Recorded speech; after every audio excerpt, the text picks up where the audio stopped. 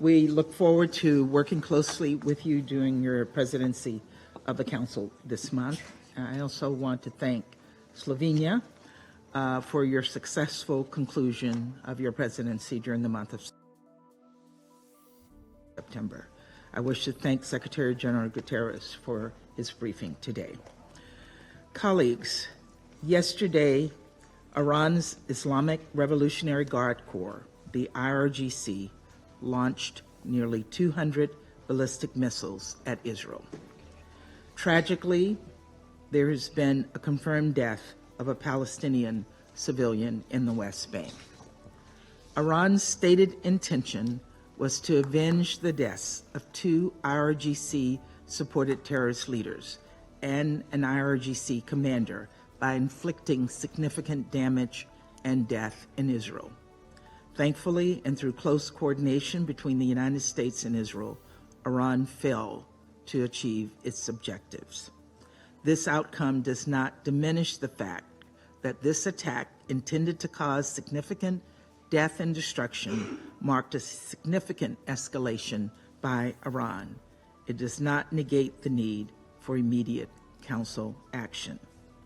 This is a moment for this Council to speak out with one voice and condemn Iran for its unprovoked attack against another member state, and equally important to impose serious consequences on the IRGC for its actions.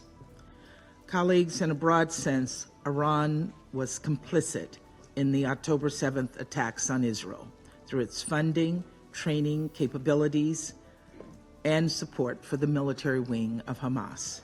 And after Hamas's horrific attack carried out nearly a year ago today, the United States sent a clear message to Iran. Don't exploit the situation in ways that would risk propelling the region into a broader war. The IRGC flagrantly and repeatedly ignored this warning by encouraging and enabling the Houthis in Yemen to disrupt global shipping and launch attacks against Israel, by supporting militant groups in Syria and Iraq, which repeatedly attacked American forces engaged in the fight against ISIS, and by arming and encouraging Hezbollah after its former leader, Nasrallah, made the decision on October 7th to open a northern front against Israel. There can be no doubt Iranian support to regional proxies has directly contributed to the crisis in Gaza and Lebanon. At the center of Iran's efforts since October 7th to sow chaos and threaten regional stability is the IRGC, which has repeatedly flouted and violated this Council's resolutions. I can't believe I have to say this, but I will, because the IRGC and its allies are out there peddling propaganda. The decision to launch nearly 200 ballistic missiles at Israel was not in any way defensive. The IRGC was not protecting Iran from threats from another member state. Instead, the IRGC was acting in solidarity with Hezbollah after the killing of Nasrallah, who led a terrorist group that has the blood of thousands of Americans, Lebanese, and Israelis on its hands. I can think of no starker example of state support of terrorism than launching ballistic missiles to avenge the death of a terrorist leader. It is indefensible and it is unacceptable. And we have a collective responsibility as members of the Security Council to impose additional sanctions on the IRGC for supporting terrorism and for flaunting so many of this Council's resolutions. If this Council sits on its hands, what message will that send?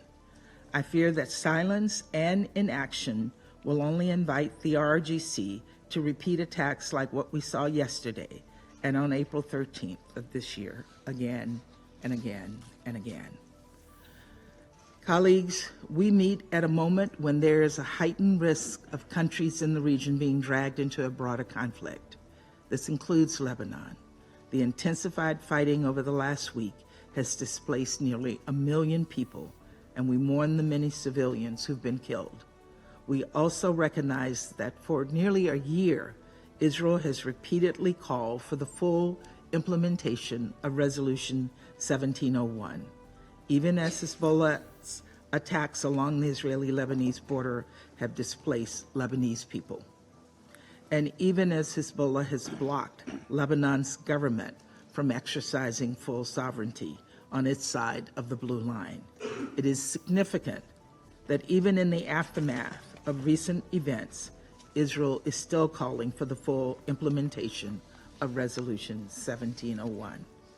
Achieving this outcome through the hard work of diplomacy remains the United States' urgent priority.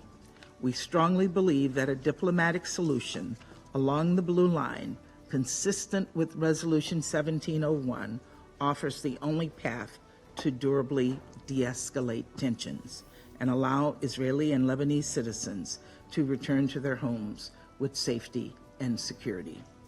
As we pursue this diplomatic solution, we reiterate our call on all parties to protect civilians. We also underscore our support for UNIFIL and emphasize that all parties must ensure UNIFIL personnel remain secure.